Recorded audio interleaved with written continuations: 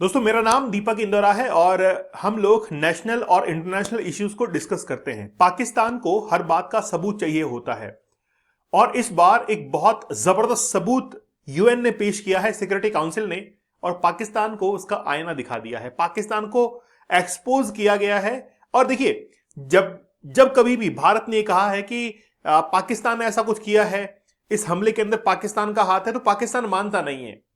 कई बार भारत के अंदर भी ऐसे कुकरमुत्ते हैं जो कि इस बात को नहीं मानते हैं कि यार नहीं नहीं है, ये हर बार पाकिस्तान का नाम लगाते रहते हैं, किसी और ने अटैक किया होगा। आज उनकी आंखें खुलेंगी, वो पर्दा हटेगा, आंखों के सामने से वो जालियां हटेंगी, क्योंकि यूएन ने और सिक्योरिटी काउंसिल ने एक डॉक्यूमेंट रिलीज किया और उस डॉक्यूमेंट के अंदर ये साफ तौर पर कह दिया है पाकिस्तान के अंदर जो जैश ए मोहम्मद है उसी के द्वारा ये अटैक्स किए गए थे। चाहे दिल्ली के अंदर टेरर अटैक हो, जिसको व्हाइट कॉलर टेररिज्म कहा गया, जिस तरीके से जम्मू एंड कश्मीर की पुलिस ने दिल्ली के जो ब्लास्ट के टेररिस्ट को पकड़ा, मतलब आप देख सकते हैं किस तरीके से उसको एक्सपोज किया। तो जम्मू कश्मीर पुलिस ने बहुत बेहतरीन काम किया। एनआईए ने इन्वेस्टिगेशन करके ये तमाम जितने भी तार थे उनको जोड़े और जनता के सामने लाकर रखा कि किस तरीके से जैश ए मोहम्मद, लश्कर तैयबा, इनका हाथ है। टीआरएफ, द रेजिडेंट फ्रंट, जो कि पहलगाम अटैक की जिम्मेदारी उसने ली थी। तो ये सारे जितने भी ग्रुप्स हैं, ये सब पाकिस्तान से ऑपरेट होते हैं। अब बात यह है कि बहुत सारे लोग ऐसे कहते हैं कि यार हर हमले के अंदर पाकिस्तान थोड़ी ना होगा। देखिए, अब इस बार हम नहीं कह रहे हैं, इस बार यूएन ये कह रहा है और यूएन का सिक्योरिटी काउंसिल ये कह रहा है। एक डॉक्यूमेंट मैं आप लोगों को दिखाने वाला हूं। तो पाकिस्तान की हिपोक्रेसी जो है वो एक्सपोज हुई है वापस से। यूएन ने एक रिपोर्ट जारी की और Jaish to Red Fort terror attack, मतलब जैश ए मोहम्मद ने ही रेड फोर्ट का टेरर अटैक जो है वो करवाया था। ठीक है, तो जैश ए मोहम्मद का जिक्र उसके अंदर किया गया है, पाकिस्तान बेस्ड। और दिल्ली फोर्ट जो अभी ब्लास्ट हुआ था उसका जिक्र उस यूएन की रिपोर्ट के अंदर था। पहलगाम अटैक उसका भी था।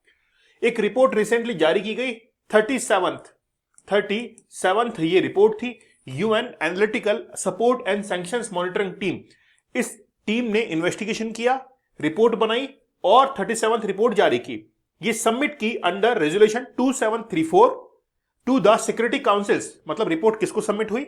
सिक्योरिटी काउंसिल 1267 सैंक्शंस कमेटी को ये रिपोर्ट जारी की गई। मतलब टीम ने इस रिपोर्ट को बनाया और जो कमेटी थी उसको क्या कर दिया? सबमिट कर दिया। उसने कहा कि जैश ए मोहम्मद, लश्कर तैयबा और ऐसे बहुत सारे ग्रुप्स जो हैं जो कि पाकिस्तान से ऑपरेट होते हैं और दिल्ली ब्लास्ट के अंदर उनका ही हाथ था। मेरी भी जिज्ञासा और बढ़ी, क्यूरियोसिटी बढ़ी कि यार क्यों ना यूएन की साइट पे जाके देखा जाए कि आखिरकार रिपोर्ट्स के अंदर क्या कुछ है। तो यूएन की सिक्योरिटी काउंसिल की जो रिपोर्ट है, जो वेबसाइट है, वहां पर मैं गया। 4 फरवरी 2026 को एक रिपोर्ट जारी की गई जिसका नाम था मॉनिटरिंग टीम्स 37th रिपोर्ट। मैंने इस पर क्लिक किया, इसको ओपन किया। ओपन करने के बाद नजारा कुछ और ही था, बहुत कुछ इसके अंदर एक्सप्लोर किया हुआ था। 3 फरवरी 2026 को रिपोर्ट जो है सबमिट की गई थी और 4 फरवरी को उसको प्रेस में रिलीज कर दिया गया था। ये रिपोर्ट कुछ इस तरीके से दिखती है।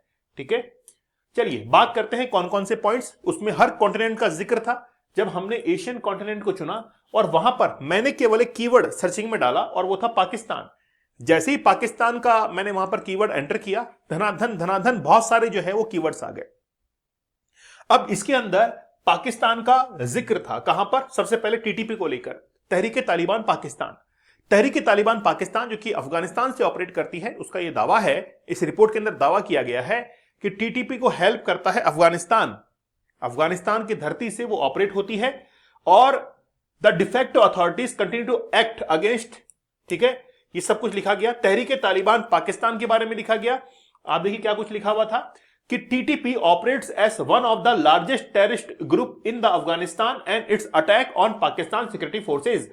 मतलब टीटीपी जो है वो ऑपरेट करती है अफगानिस्तान से, अफगानिस्तान सपोर्ट भी करता है और पाकिस्तान की सिक्योरिटी फोर्सेस के ऊपर वो अटैक करती है और वहां की जो मिलिट्री है पाकिस्तान की उसके ऊपर अटैक करती है। टीटीपी के बारे में लिखा गया। TTP is not listed in the UN के अंदर, जो डेजिग्नेटेड जो टेररिस्ट ग्रुप्स हैं उसके अंदर टीटीपी शामिल नहीं है। कोशिश की गई लेकिन शामिल नहीं हो पाई। ठीक है, इसके बाद में और भी जिक्र था। इसके बाद में in Afghanistan the de facto authorities continue to province a permissive environment for a range of terrorist group, notably Tehreek-e-Taliban Pakistan. There was growing concern about the explosion of the exploitation of the commercial satellite communication by the terrorist groups. तो ये सब कुछ लिखा हुआ TTP के बारे में। लेकिन आप कहेंगे कि सर दिल्ली अटैक के बारे में क्या था? देखिए, खुद देखिए आप। जब 95th पॉइंट पर मैं पहुंचा तो वहां पर पढ़ते पढ़ते देखिए पूरी रिपोर्ट पढ़नी पड़ती है उसके लिए कि यार आखिरकार लिखा हुआ क्या, क्योंकि आपको तो बिल्कुल फैक्ट चाहिए होता है एज ए प्रूफ, वो आपके सामने है। ठीक है, अब लिखा हुआ है कि one member state noted that Jaish e Mohammed had claimed responsibility for a series of attack. तो जैश ए मोहम्मद जो है उसने रेस्पॉन्सिबिलिटी ली थी series attacks in Delhi. It was also reported to be linked to an attack on the Red Fort in New Delhi 9th November। 9 नवंबर को जो attack हुआ था उसकी रेस्पॉन्सिबिलिटी जैश ए मोहम्मद के द्वारा ली गई, जिसमें 15 लोगों की मौत हुई थी। On 8 October Jaish e Mohammed leader Mohammad Masood Azhar, देखिए Mohammad Masood Azhar Alvi formally announce the establishment of a woman only wing. Actually में क्या है कि जैश ए मोहम्मद का जो हेड है वो है मोहम्मद मसूद अजहर, उसने वुमेन ओनली विंग जो है वो तैयार की है ताकि वो सपोर्ट कर सके। एक्चुअली में क्या है कि ये वुमेन्स को इस्तेमाल करते हैं, महिलाओं को बॉम्ब की तरह इस्तेमाल करते हैं, क्योंकि देखिए महिलाओं की चेकिंग के दौरान निकलना बहुत आसान होता है। हर किसी महिला की बहुत गहराई से चेकिंग करना बहुत ज्यादा एक सेंसिटिव केस होता है। आप इस चीज को समझ सकते हैं। इसलिए इन्होंने महिलाओं को ऐसे, देखिए ऐसे तो प्रॉब्लम क्या है इनके साथ में, ऐसे तो कहते हैं कि यार महिलाओं की बहुत इज्जत होगी और यहां पर उनका इस्तेमाल हो रहा है। जमात उल मुनामित नॉट लिस्टेड है, ये यूएन के अंदर लिस्ट नहीं है, which was aimed at supporting terrorist attack. मतलब ये जो दूसरा ग्रुप है जमात उल, ये क्या करता है, जैश ए मोहम्मद को इसमें सपोर्ट करता है। Another member state reported that Jaish e Mohammed was defunct separately. It was reported that 28 July 3 individuals allegedly involved in the attack prepared in the Pahalgam Jammu and Kashmir was killed। तो आप समझ सकते हैं इसके अंदर दिल्ली का भी जिक्र है, रेड फोर्ट का, और इसमें पहलगाम अटैक का भी जिक्र है। पहलगाम जो अटैक हुआ था, लश्कर तैयबा का एक प्रॉक्सी ग्रुप था टीआरएफ द रेजिडेंट फ्रंट, है ना, और इसका जो हेड था, चीफ जो है वो था कसूरी। तो टीआरएफ जो है उसको ऑपरेट करता है कसूरी, जो कि प्रॉक्सी ग्रुप है, क्योंकि तहरीक तालिबान पाकिस्तान को लगभग 2017, 18, 19 के अंदर इसको क्या कर दिया गया था, बैन कर दिया गया था। अब ये खुद तो काम नहीं कर सकता था, इसीलिए इसने अपना प्रॉक्सी ग्रुप जो है वो क्रिएट किया टीआरएफ, और उसकी मदद से लेकर पहलगाम अटैक किया। और आपको पता है कि हमने उन तीनों टेररिस्ट को जो है वो भी ढेर कर दिया था, उनको मार दिया था। अब बात यह है कि जम्मू एंड कश्मीर की जो पुलिस है उसने बहुत बेहतरीन तरीके से काम किया था कि व्हाइट कॉलर जो टेरर मॉड्यूल था इसको क्रैक किया, ब्रेक किया इसको, और जैश ए मोहम्मद एंड अंसार गजवात उल हिंद, ये दोनों ग्रुप जो थे, उन दोनों का इसके अंदर हाथ बताया जा रहा था। जिस तरीके से डॉक्टर्स जो थे उनको इन्फ्लुएंस किया गया, आउट ऑफ ट्रैक किया गया, उनको कहा गया कि आप जो है खतरे के अंदर है, ऐसी जो है उनको भ्रामक जानकारियां दी गई, ब्रेन वॉश किया गया, और वो भारत का एजुकेशन सिस्टम को इस्तेमाल करते हुए ही भारत के रिसोर्सेज उनके ऊपर खर्च हुए, उसकी परवाह नहीं है। जिसने पाला पोसा, बड़ा किया, पढ़ाया, खाने योग्य बनाया, लेकिन उसकी परवाह नहीं है। जो बाहर बैठा हुआ है पाकिस्तान में, उसकी वो परवाह कर रहा है। इससे बड़ा खुदगर्ज और कौन होगा? ये बात समझनी चाहिए। कम से कम जिसका नमक खाया है उसके नमक की कीमत तो अदा करनी चाहिए, लेकिन नहीं, ये बात इनको समझ में नहीं आती है। जिस धरती पर बोया है और जिसका खाया है उसका कर्ज अदा नहीं करेंगे। ये भी सीखना चाहिए ना, ये चीजें इंक्लूड करनी चाहिए। ठीक है, द केस वाज, ठीक है, subsequently taken over the national investigation agency. तो एनआईए ने 9 लोग जो है उनको अरेस्ट भी किया, है ना, शाहीन वगैरह सब कुछ इसमें अरेस्ट हुई थी। तो बात यह है कुल मिलाकर कि इस बार यूएन ने एक्सपोज कर दिया है पाकिस्तान को।